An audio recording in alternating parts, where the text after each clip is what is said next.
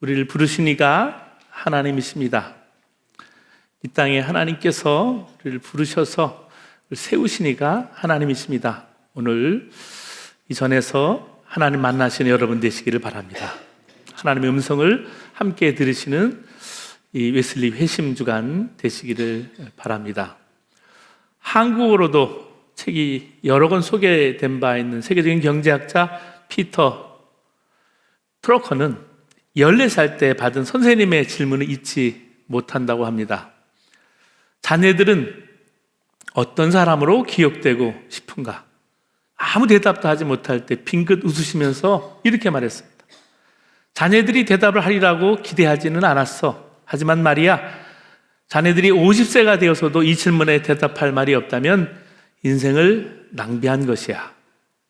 이 말씀은 그의 가슴 속에 오랫동안 남았고 현재 자신의 모습이 되기가 깊은 영감을 준 질문이었다고 합니다. 나이만큼이나 세월을 살아오신 여러분, 지금까지 살아온 여러분의 삶의 결과는 어떤 것입니까? 지금 여러분은 다른 사람들에게 어떤 사람으로 기억되고 있습니까? 다른 사람들에게 기억되기 원하는 모습으로 오늘 내 인생을 살아가고 있는지, 아니면 기억되고 싶지 않은 모습으로 살아가고 있는지 오늘 말씀을 통해서 돌아봐야 될 줄 압니다.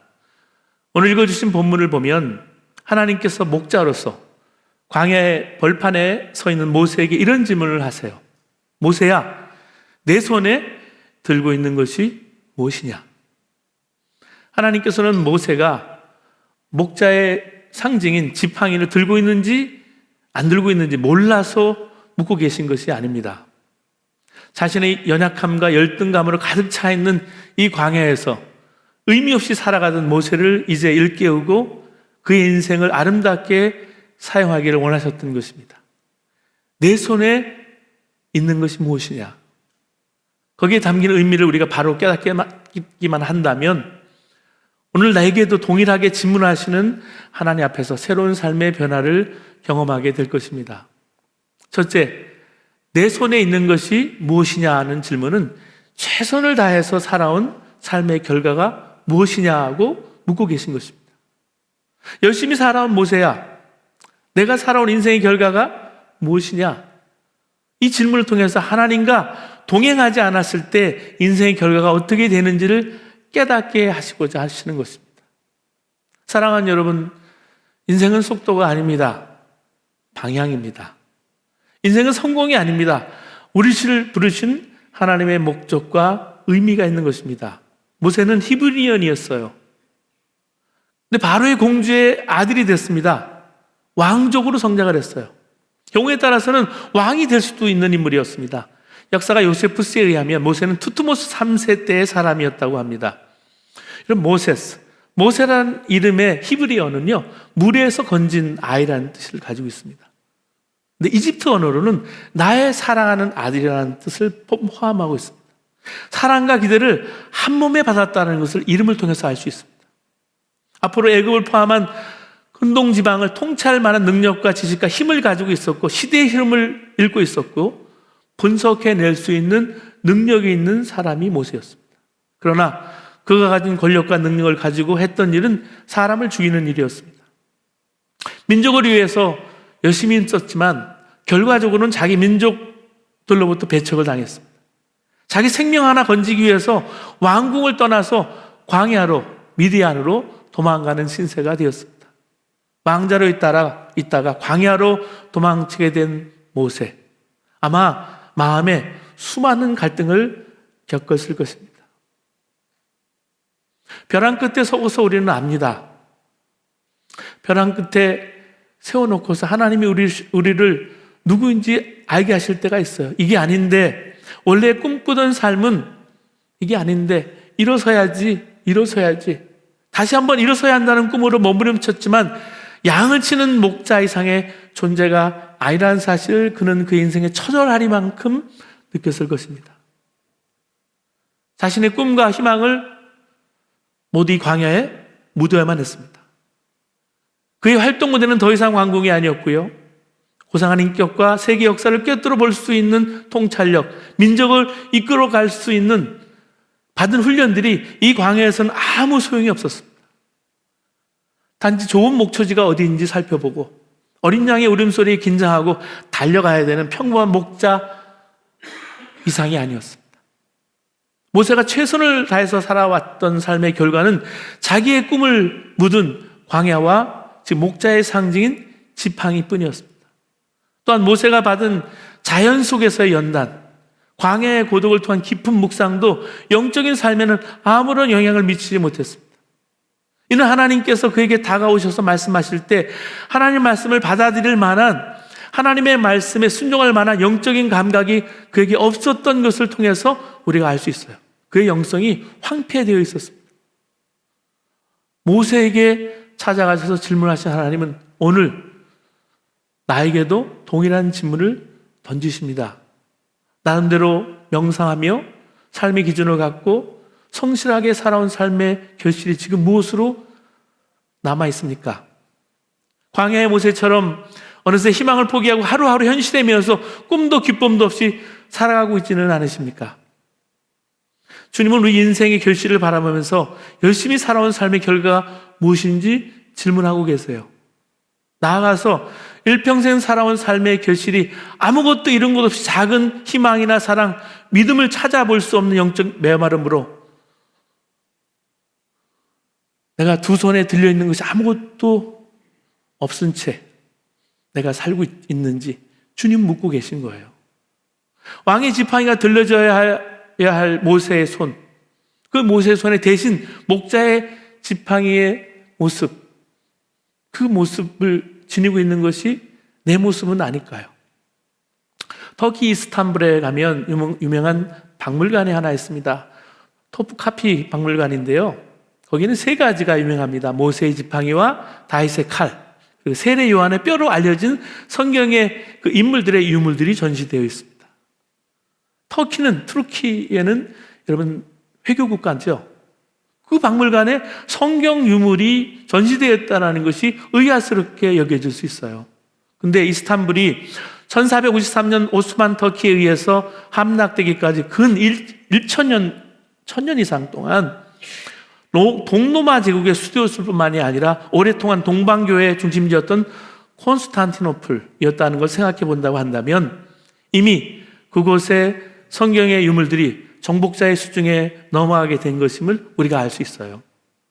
모세의 지팡이가 궁금해서 제가 검색해 보았습니다. 여러분도 한번 검색해 보세요. 모세의 지팡이를 살펴보니까요, 왜소합니다. 출애굽기 4장 20절의 증언입니다. 모세가 그의 아내와 아들들을 나귀에 태우고 애굽으로 돌아가는데 하나님의 지팡이를 손에 잡았더라. 성경은 모세가 하나님 명령에 순종해서 이집트를 향해 출발하는 순간부터 모세의 지팡이를 하나님의 지팡이라고 부르고 있어요. 그 전까지 그것은 볼품없는 모세의 지팡이에 지나지 않았어요. 모세는 40세까지 이집트의 왕궁에서 왕자의 신분으로 살았기 때문에 누구보다도 이집트 제국 군대의 위력을 잘 알고 있던 인물이었습니다. 그런데 하나님께서는 이제 노인이 된 모세더러 이집트에 가서 맨손으로 이스라엘 백성을 구해오라고 명령하시는 거예요. 단 한 명의 군인도 붙여주지 않은 채. 모세의 경우를 볼 때 그것은 전혀 불가능한 일이었습니다. 그가 두려움으로 주저하고 있는 동안에 모세의 지팡이는 그저 볼품없는 마른 막대기였을 뿐입니다. 근데 마침내 모세가 하나님을 믿는 믿음의 일령으로 이집트를 향해서 한 걸음 한 걸음 첫 발을 내딛는 순간 그 형편없는 막대기는 하나님의 지팡이 되어서 홍해를 가르고 이스라엘 백성을 가나안 땅으로 인도하게 되었던 도구가 되었습니다. 그 빈약한 막대기, 그것이야말로 모세 자신이었습니다. 미디안 광야에 묻혀 양치기 인생을 다시 시작한 지 온 40년. 모세의 나이가 어느덧 80 노인이 됐어요. 말하자면 마른 막대기처럼 아무 쓸모없는 존재에 지나지 않았습니다. 근데 하나님을 온전히 믿었을 때, 전능하신 하나님이 그의 손에 함께 있게 되었을 때 그는 출애굽의 대업을 이루는 위대한 지도자가 될 수 있었습니다. 그는 볼품없는 인간이었지만 당신의 손으로 그를 붙들어 끌고 계시는 하나님의 전능하신 손으로 말미암아 하나님의 도구로 쓰임받았습니다. 사랑하는 여러분, 주님께서 이러한 사실을 통해서 주님과 동행하지 않는 모세의 생애, 그 결과가 어떠한지를 모세로 하여금 철저히 보게 만드신 거예요. 모세는 자기의 삶을 통해 철저히 깨달았어요. 화려했던 왕궁 생활, 그리고 지치도록 살았던 광야 생활, 그 어느 쪽도 하나님이 계시지 않으면 목자의 지팡이 뿐이었다는 것을, 하나님께서 계시지 않으면 자기 인생과 이스라엘 백성의 운명은 결국 아무것도 아니라는 것을 깨닫기 때문에 눈에 보이고 손에 잡히는 목표와 만족을 얻게 된다 할지라도 멈출 수 있었던 것입니다. 사랑하는 여러분, 우리는 실리콘밸리 한복판을 살아가고 있습니다. 모든 사람은 성공을 추구합니다. 여러분, 꽃을 피우려고 하는 나무가 있고요, 열매를 맺고자 하는 나무가 있습니다. 꽃을 피우려고 하는 사람은요, 고난을 피하려고만 합니다. 고난의 의미도 가치도 모르기 때문에 그렇습니다. 그러나 열매를 바라보는 성도는 고난의 의미를 압니다. 농부는 곡식이 열매를 맺으려면 비도 오고 바람도 불고 무더위도 추위도 와야 한다는 걸 알아요. 그래야 충실한 열매를 맺히기 때문입니다. 여러분, 신앙생활도 마찬가지예요. 고난은 열매를 맺는 필수 요소인 것입니다. 고난의 학교를 모세는 광야에서 지나지 않으면 안 됐습니다. 사랑하는 여러분, 때때로 하나님께서는 고난 중에 하나님께서 반드시 우리를 도우신다는 것을 알게 하십니다. 피할 길도 이길 힘도 주시는 거예요. 두려워하십니까? 염려하십니까? 하나님이 함께 하시는데도 왜 두려워하십니까? 보혜사 성령님이 우리에게 오셨어요. 약속하셨어요. 내가 아버지께로서 너에게 보낼 보혜사 곧 아버지께로서 나오시는 진리의 성령이 오실 때 그가 나를 증거하실 것이요. 요한복음 15장 26절에 말합니다. 사랑하는 여러분, 성령께서 우리와 항상 함께 하십니다. 고난을 겪을 때 더욱더 함께 하세요. 근데 성령님의 도우심을 힘을 입고 한다면 반드시 알아야 할 것이 있습니다. 그것은 우리의 마음이 온유해져야 한다는 말씀입니다. 민수기 12장 3절에 보면 모세에 대해서 의미 있는 소개를 하나 더 하고 있어요. 모세는 온유함이 지면에 모든 사람보다 승하더라. 모세가 이 세상 사람들 중에 가장 온유하다고 말한 거예요. 그렇게 말한 것은 그가 성령 충만한 사람이라는 뜻입니다. 우리 마음이 온유해져야 성령님께 복종하게 되고요, 성령님께 복종이 되어야 성령님께서 우리를 도우실 수가 있는 거예요. 왜 나에게 이런 어려움을 자꾸 주시나? 우리는 탄식할 때가 있어요. 근데 아닙니다. 생각을 바꿔야 합니다. 하나님께서도 고난을 피하지 않으셨다는 사실을 한번 기억해 보세요. 하나님께서는 독생자 아들을, 하나밖에 없는 아들을 내어주셔야 됐어요. 왜? 우리를 사랑하셨기 때문에, 우리를 구원하셔야 됐기 때문에. 예수님께서는 겟세마네 동산에 땀방울이 핏방울처럼 떨어지면서 기도를 드렸습니다. 복종의 기도를 하셨어요. 이게 뭘 말할까요? 고난은 진짜 열매를 맺는 필수 과정이라는 사실입니다. 그러므로 고난이 올 때 기대해야 합니다.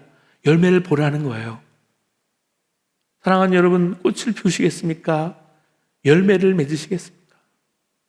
내 손에 있는 것이 무엇이냐? 하나님 없는 인생의 허무함을 모세가 철저하게 깨닫기를 하나님 원하셨고요, 그러한 깨달음을 통해서 백성들을 인도하시는 이 여정 속에서 인생이 성공이 아닌 열매 맺는 일상의 신앙의 모습으로 나타난다는 사실을 우리는 알게 됩니다. 두 번째 의미는요, 모세 자신이 누구라고 생각하느냐라는 그런 질문이에요. 모세는요, 자기 자신을 잘 알고 있다고 생각했어요.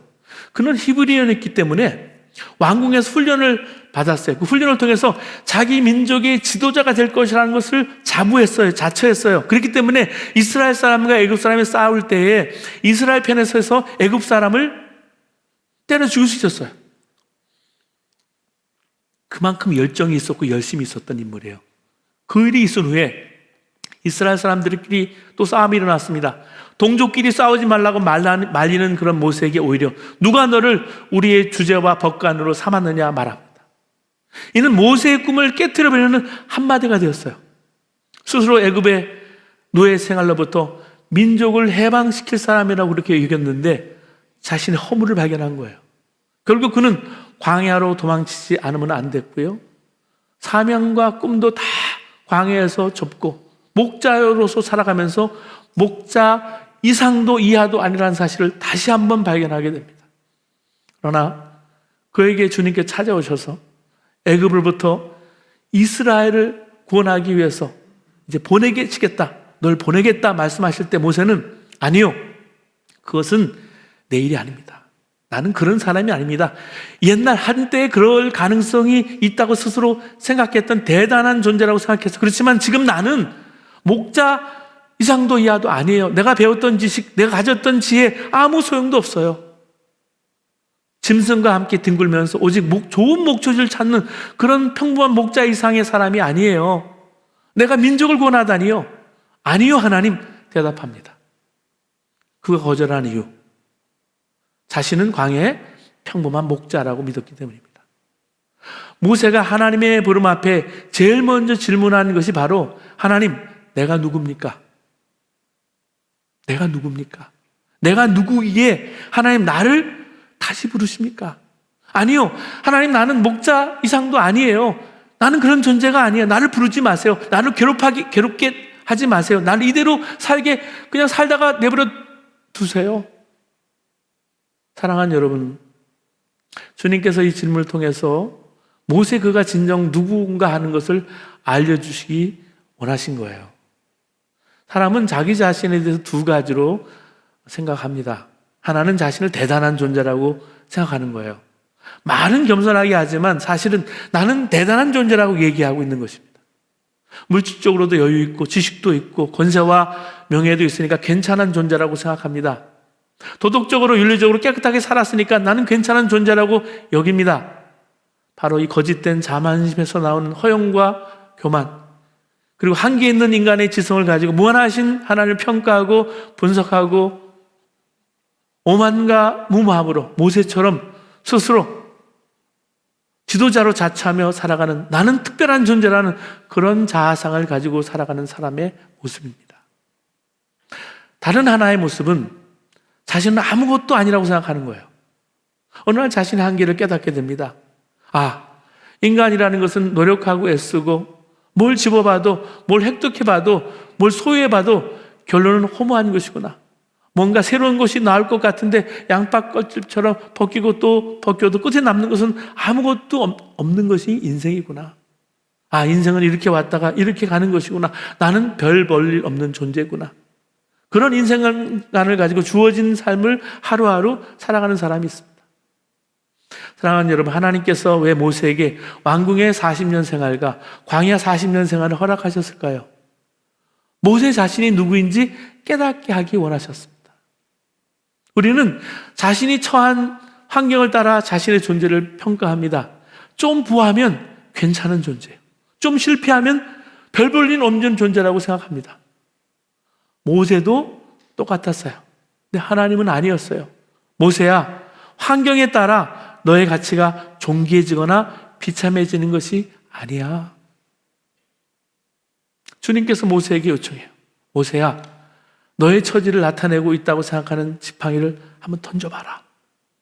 모세가 던졌어요. 갑자기 뱀으로 바뀌는 거예요.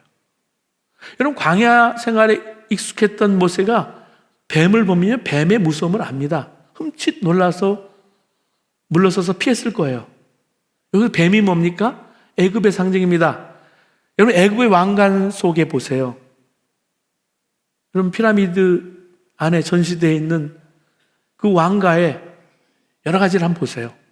그 나라의 상징의 모습이 뱀으로 그려져 있어요. 어렸을 때부터 모세는 애굽과 뱀을 자연스럽게 연결할 수 있었던 것입니다. 뱀을 피하면서 모세는 바로 이 애굽에서의 권력과 죽음의 위협을 피해 광야로 도망쳐온 자기를 보지 않았을까요?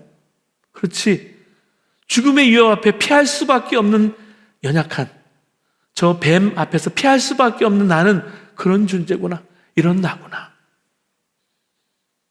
우리는 팬데믹을 경험하면서 우리의 민낯을 보았습니다. 죽음의 공포를 경험했고요. 두려움을 경험했습니다. 죽음이 무서운 것이 아니라 그 두려움이 우리를 힘들게 했습니다. 교회도 그렇고 우리 자신도 그랬습니다.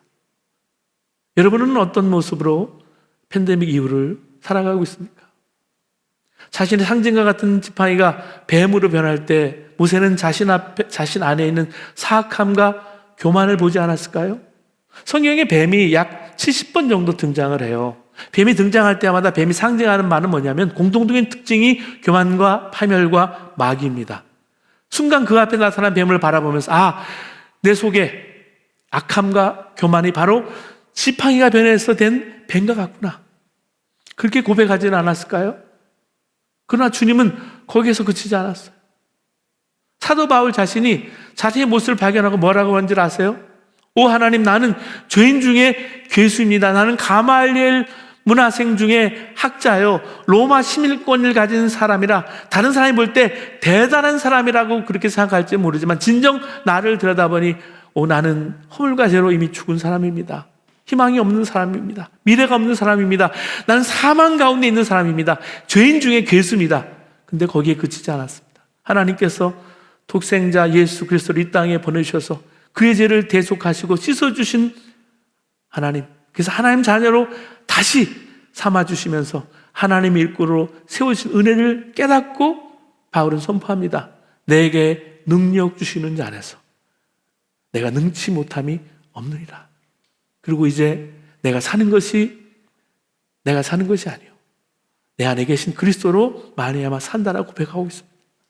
사랑하는 여러분, 내가 죽고 내 안에 예수님께서 사시는 것입니다. 자신이 처한 환경과 여건에 따라 자신의 가치를 이 모양 저 모양으로 여겼지만 모세가 발견한 것은 자신의 진정한 실패한 모습, 이미 실패자요, 이미 무너진 자요, 소용없는 자라는 것. 그러나 오셔서 다시금 쓰시는 하나님을 보면서 다시금 자기의 인생의 가치를 다시 세울 수가 있었던 것입니다. 사랑하는 여러분, 하나님이 우리를 왜 부르셨습니까? 부르신 목적이 있는데요, 인생의 전반 살아온 분도 계시고요, 인생의 하프타임 이후를 살아가신 분도 계시고, 후반전을 살아가는 분도 계시고요, 연장전을 살아가시는 분도 계세요. 근데 인생을 살아갈 때 내 자신이 누구인지 모르고는 살 수가 없어요. 이미 아시는 맹자의 맹모 삼천지교 이야기 아실 거예요. 맹자의 어머니가 자녀를 잘 기르기 위해서, 가르치기 위해서 제일 먼저 이사한 곳이 장의사 옆집이었죠. 이 아들은 울고 늘 이걸 보면서 장례 연습을 하는 거예요. 그 다음에 아들을 데리고 다시 시장통으로 이사를 갑니다. 시장 바닥에서 아들은 장사하는 사람들의 모습을 흉내냅니다. 마지막엔 그래서 학교 근처로 이사를 하게 됐다는 이야기죠.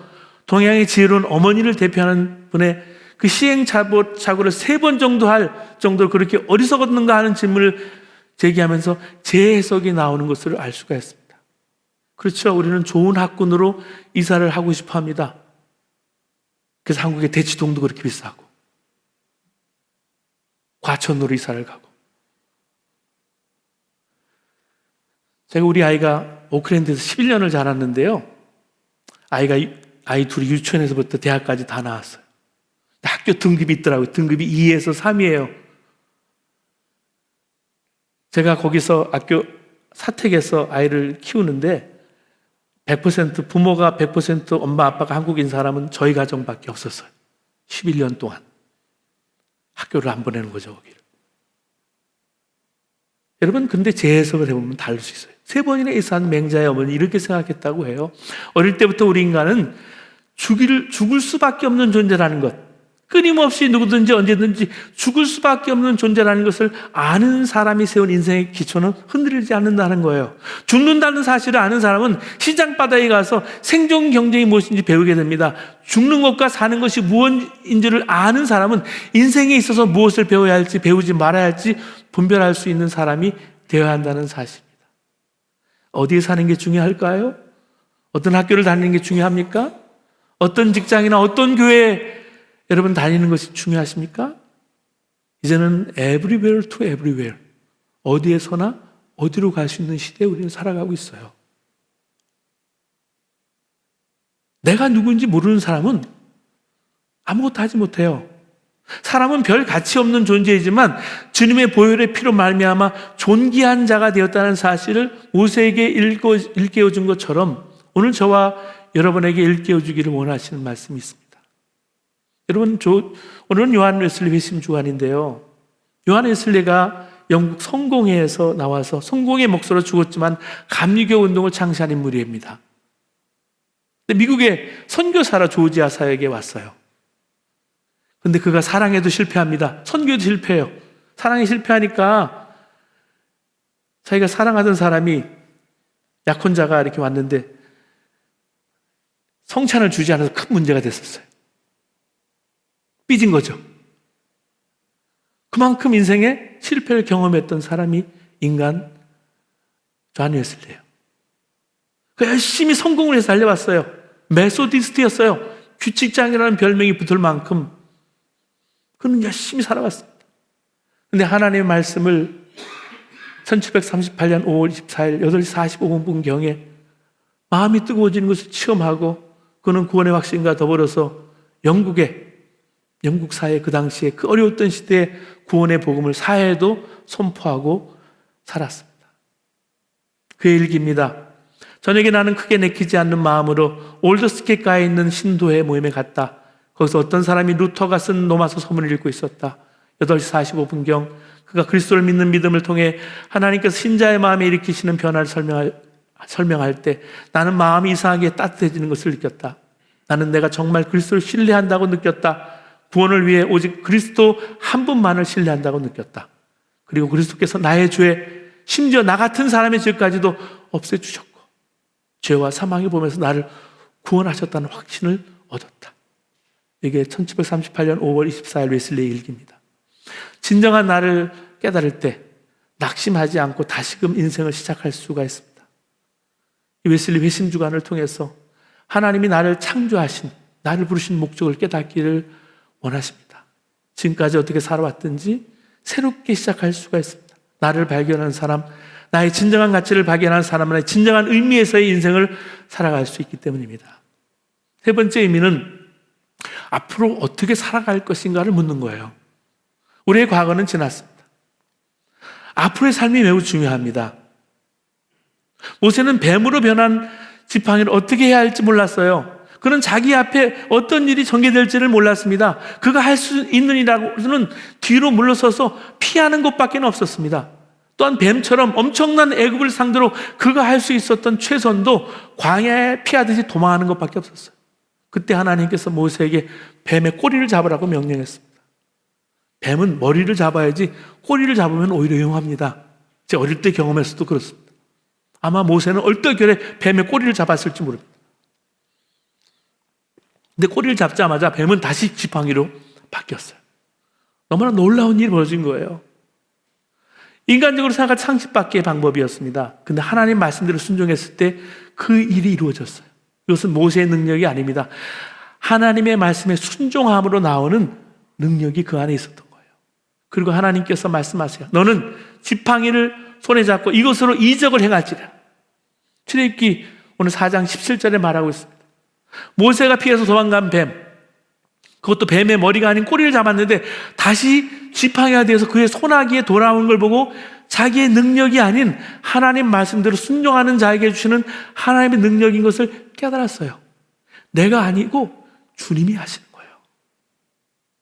그의 실패, 그리고 깨어진 꿈에 상징했던 지팡이가 하나님 앞에 높이 들려지면서 자신의 인생이 새롭게 쓰임을 경험한 이 모세는 철저하게 하나님 앞에 순종할 수 있었습니다. 모세가 갖고 있었던 힘으로 이루는 것이 아니라 주님과 함께 하면서 주님 말씀을 따라갈 때 이루어질 일에 대해서 주는 모세에게 말씀하셨던 것입니다. 페르시아에 왕궁을 지어놓고 완성하기 위해서 큰 거울을 하나 주문했어요. 근데 거울을 운문하던 상인이 그만이 실수해서 거울을 떨어뜨리고 말았습니다. 완전히 깨져버렸어요. 그때 왕궁을 설계했던 설계사가 무슨 생각을 했는지 갑자기 깨어진 거울 조각이 있는 데로 가서 망치로 그 거울 조각을 더 잘게 부수는 것이었습니다. 그리고 큰 거울 대신에 조각난 거울을 붙이기 시작했고요. 잘게 부서진 거울은 태양이 비칠 때 영롱하고 찬란한 무지갯빛을 내면서 이 왕궁을 더 아름답게 만들었다고 합니다. 모세는 40년 동안 왕궁에서 리더 훈련을 받게 하시고 40년 동안 광야에서 성격과 특징을 파악하시게 하신 다음에 마지막 인생의 40년 이스라엘 백성 인도한 일에 사용하셔서 하나님의 목적을 이루는 데 사용했던 주님은 저와 여러분을 오늘 초대하고 계십니다. 모세의 실패조차 아름답게 쓰임받는 모습을 보시기 바랍니다. 얼마 전에 작고에서 생방송으로 중계됐던 분의 장례식이 있죠. 미국의 전 대통령이었던 지미 카터예요. 이분이 2020 노벨 평화상을 받은 다음에 우리 임기 말년에 이란의 인질로 잡힌 대사관 직원을 구하기 위해서 미 특공대를 그 당시에 투입을 했어요. 근데 헬기가 떨어지면서 구출 작전에 실패하고 맙니다. 세계 많은 사람들부터 특히 미국 국민들로부터 큰 비난을 받았어요. 설상가상으로 일본 경제가 활기가 뛰면서 미국 경제는 위축이 되고 미국 국민들 사이에 불안함이 고조되고 있는 그런 시기였어요. 결국 미국 역사상 가장 인기 없는 대통령, 연임도 못했습니다. 실패한 대통령으로 그 당시에 레이건 대통령에게 자리를 넘겨주고 백악관을 떠나야만 됐습니다. 우리는 단순히 역사의 해프닝, 이런 사실로 기억하지만 당사자인 지미 카터 대통령은 어땠을까요? 이 플래시라이트가 새로운 대통령 레이건을 향해 터지고 자기는 아무도 거들떠 보지도 않는 채 떠나야 했던 외로운 지미 카터 대통령. 권세와 능력을 가지고 세계 평화를 이루기 위해서 동분서주해 봤지만 남은 것은 실패뿐이었습니다. 역사 속에 길이 남는 실패자, 오명을 씻을 수 없는 사람. 그때 그는 하나님의 음성을 들었습니다. 사람들은 버려도 나는 너를 버리지 않아. 넌 나의 여전히 귀한 존재야. 자신의 손에 들려진 것이 무엇인지 보게 하셨어요. 하나님을 떠나서는 아무것도 할 수 없다는 사실을 깨닫고 하나님 의지해서 그 부름 앞에 자신의 실패를 드러냈습니다. 카터 재단을 세우고 여러분 잘 아시는 헤프타트 운동도 하고요. 집 짓는 운동, 고통과 분쟁에 있는 지역을 열심히 찾아다니면서 분쟁 지역에서 해결사 노력을 했습니다. 기도하면서 모든 일을 행했습니다. 퇴임 후에 그는 잘 알듯이 여러분 침례교회 선데이스쿨 선생님으로 활동을 오랫동안 했어요.